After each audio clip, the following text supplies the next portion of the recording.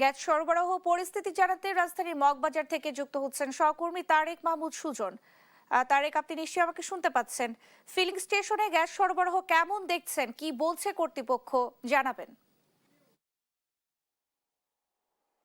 Nancy, রাত 11টার পর আমরা দেখছি রাজধানীর যেই গ্যাস ফিলিং স্টেশনগুলো আছে দীর্ঘ লাইন গাড়ির দেখছি এবং চালকরা যেমনটি বলছেন 2-3 ঘন্টা পর তারা সেই কাঙ্ক্ষিত গ্যাস নেওয়ার জন্য যখন আসে তখন পর্যাপ্ত চাপ না থাকার কারণে তারাও ঠিকভাবে গ্যাস নিতে পারছে না এবং যার কারণে তারা পরবর্তীতে আবারও কিন্তু কম সময়ের মধ্যে আবারও আরেকটি ফিলিং স্টেশনে যেতে হয় এবং আমরা এখানে যে ফিলিং স্টেশন কর্মীর যারা রয়েছে তাদের সঙ্গেও কথা বলেছে। তারা যেমনটি বলছেন যে জাতীয় যে গ্যাস সঞ্চালন লাইন রয়েছে সেখানে পর্যাপ্ত চাপ না থাকার কারণে যে গ্যাস ঠিকভাবে চাহিদা অনুযায়ী দিতে পারছে না, এমনটি কিন্তু বলছে। আমরা আমরা যদি কয়েকজনের সঙ্গে কথা বলি, আমরা এর আগেও কয়েকজনের সঙ্গে কথা বলেছি।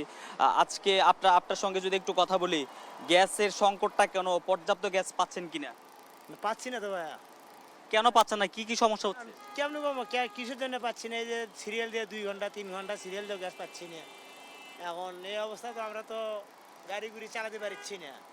যেমনটি বলছেন, যেভাবে আসলে সময়টি তারা এই গ্যাস নেওয়ার পিছনে ব্যয় করে এবং গ্যাস পাচ্ছেন না, তার কারণে কিন্তু তাদের জীবিকার উপরেও কিন্তু প্রভাব পড়ে এবং আমরা কয়েকজন চালকের সঙ্গে কথা বলেছি। তারা যেমনটি বলছেন, রাজধানীর কয়েকটি গ্যাস যে ফিলিং স্টেশন রয়েছে কয়েকটি বন্ধ রয়েছে এবং যার কারণে যেগুলো খোলা রয়েছে সেগুলো তো অধিক চাপ পড়ে এবং দীর্ঘ সময় কিন্তু তারা অপেক্ষা করতে হয়।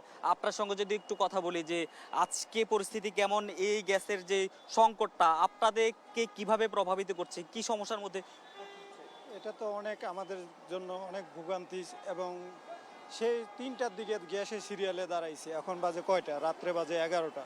এটা জানেনই তো যে কিরকম মানুষের খুব একটা তবে ন্যান্সি, আপনাকে একটু জানিয়ে রাখি যে মূলত সরবরাহ কম থাকার কারণেই এখন পর্যন্ত এই সংকটটি এবং আজকে সকালেই যে বিদ্যুৎ ও জ্বালানি প্রতিমন্ত্রী যেমনটি বলেছেন যে বৈরী আবহাওয়ার কারণে কিন্তু যেই সরবরাহকৃত যে গ্যাস কার্গোগুলো রয়েছে সেগুলো কিন্তু ধারে কাছেই রয়েছে, তবে বৈরী আবহাওয়ার কারণে জাতীয় গ্রিডে সরবরাহ দেওয়া যাচ্ছে না। সেটা হলেই এই সংকট কমে যাবে এমনটি কিন্তু তিনি বলছেন। তো এই ছিল রাজধানীর মগবাজার থেকে আমার কাছে গ্যাস সম্পর্কিত সবশেষ নেছি।